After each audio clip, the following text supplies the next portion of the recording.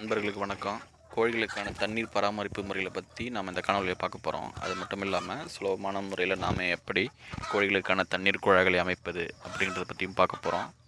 வாங்க, என்னோடய பண்ணையில் நான் எப்படி கோழிகளுக்கான தண்ணீர் குழாய்களை அமைச்சிருக்குன்னு பார்க்கலாம் வாங்க.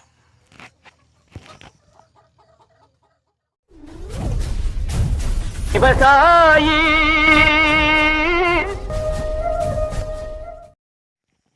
நமக்கு தேவையான நீளத்தில் ஒரு 3/4 அங்குலம் பிவிசி பைப்பு, இது மாதிரி பிவிசி பைப் எடுத்துக்கணுங்க. அதில் 1/2 அடியோ இல்லை 1 அடியோ எவ்வளவு இடைவெளி நமக்கு தேவையோ அந்த அளவுக்கு மார்க் பண்ணிக்கணுங்க. 1 அடி இடைவெளி இருந்தால் ரொம்ப நல்லதுங்க. அப்புறம் பார்த்திங்கன்னா, மார்க் பண்ணி வச்சுருக்க இடத்துல ஒரு கூர்மையான கம்பி வச்சு இதை போல் நெருப்பில் சூடுபடுத்தி நம்ம மார்க் பண்ண இடத்துல துளை போட்டுடணுங்க. அப்போ தான் நம்ம ட்ரில்லிங் மிஷினில் ஓட்ட போடும்போது மிஷின் வழுக்காமல் கரெக்டாக அந்த துளையிலேயே வருங்க. அதுக்கு பிறகு பார்த்திங்கன்னா, ட்ரில்லிங் மிஷினில் நம்ம சூடுபடுத்தி ஓட்ட போட்ட இடத்துல கரெக்டாக ஓட்ட போட்டுக்கணுங்க. எல்லா துளையிலையும் ஓட்ட போட்டுக்கணும்.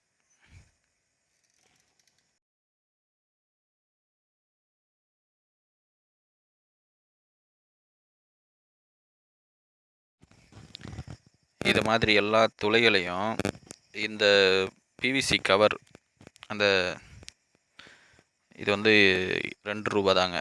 இதோட விலை 2 ரூபா தான். இந்த பிவிசி கவர் வந்து இந்த துளையில் படிகிற மாதிரி இருக்கணுங்க, நம்ம போட்டிருக்க எல்லா ஓட்டைகளும். அதுக்கப்புறம் பார்த்திங்கன்னா, எல்லா ஓட்டையிலையும் அந்த கவரை சொல்யூஷன் வச்சு நல்லா ஒட்டிடணுங்க. கரெக்டாக அந்த ஓட்டையில் ஃபிட் பண்ணி சொல்யூஷன் மூலம் நல்லா ஒட்டினாங்க.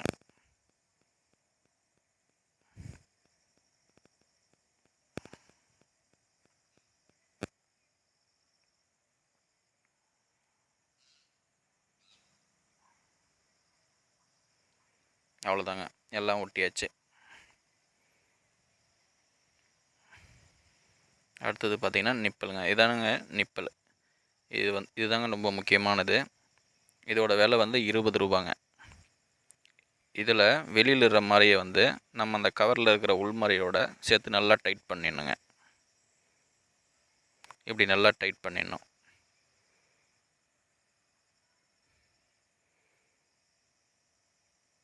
அவ்வளோதாங்க. இது கோழி கொத்தும் போது இதுலேருந்து தண்ணி வரும்.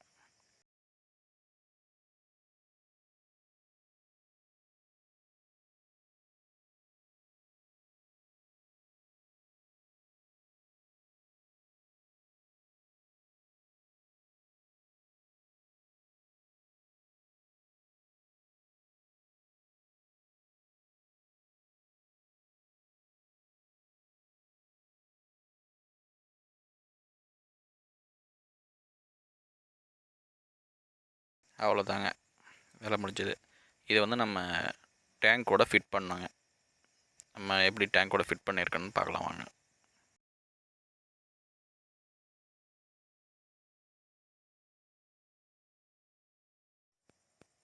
இது பார்த்திங்கன்னா 30 லிட்ரு கொள்ளளவு உள்ள ஒரு சின்ன பிப்பாங்க.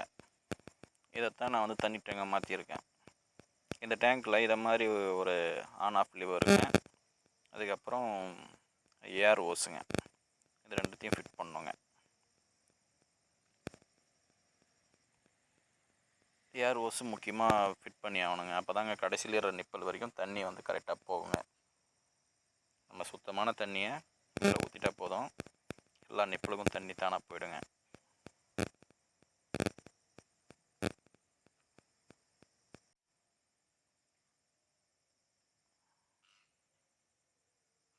டேங்க் வைக்கும்போது இதை மாதிரி கொஞ்சம் ஹைட்டாக வைக்கிற மாதிரி பார்த்துக்குங்க. ஒரு 3 அடி அளவுக்கு ஹைட்டாக இருக்கணுங்க. அப்போ தான் தண்ணி ப்ரெஷர் நல்லா போகும். இந்த மாதிரி ஒரு டிங்கராவது அவசியம் வைக்கணுங்க.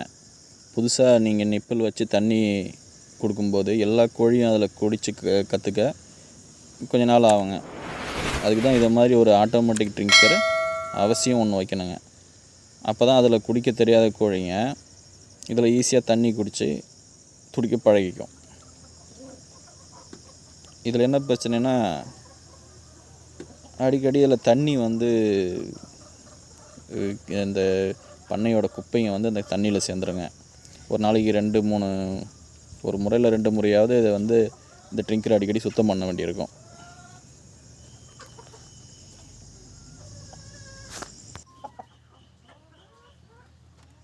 இதை மாதிரியான வேலைகளை நம்ம பண்ணையில் குறைக்கத்தாங்க நம்ம இந்த நிப்பிள் டிங்கரை உபயோகப்படுத்த வேண்டி இருக்குது. அதை வந்து நம்ம சுத்தப்படுத்த வேண்டிய அவசியம் இல்லைங்க.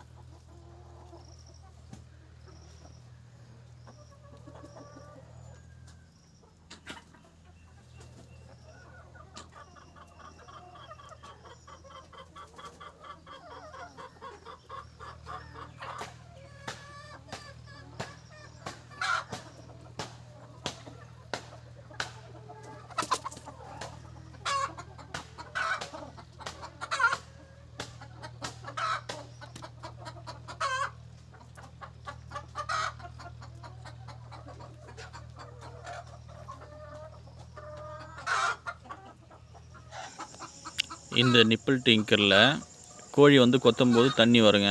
கோழி கொத்தி முடிச்சது அது தானே தண்ணி நின்றுடுங்க. இதில் வந்து எந்த ஒரு குப்பையும் சேராது, அடுப்பும் ஏற்படாது. அடுப்பு ஏற்பட்டால் கூட நம்ம அந்த கையால் வச்சு மேலே தள்ளனா அடுப்பு வந்துடும்.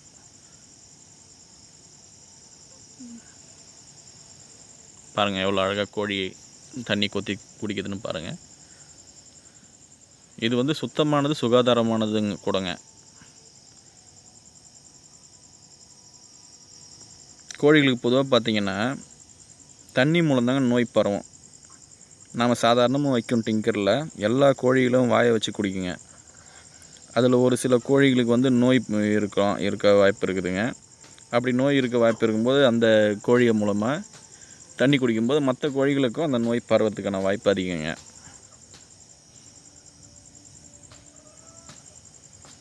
ஆனால் இந்த நிப்பிள் டிங்கரில் அப்படி எதுவும் நோய் வர வாய்ப்பு இல்லைங்க. நாமளும் அடிக்கடி சுத்தம் பண்ண வேண்டிய வேலை கிடையாது, தண்ணி மாற்ற வேண்டிய வேலை இல்லைங்க. ஒரு நாளைக்கு ஒரு முறை டேங்கில் தண்ணி நிரப்பிட்டால் போதுங்க. இந்த கோழி எவ்வளோ ஒரு நாளைக்கு உங்களாண்ட இருக்கிற கோழி ஒரு நாளைக்கு எவ்வளோ கோழி தண்ணி குடிக்குதுன்னு கணக்கு பண்ணி அந்த அளவுக்கு நீங்கள் டேங்கை நிரப்பிட்டால் போதுங்க.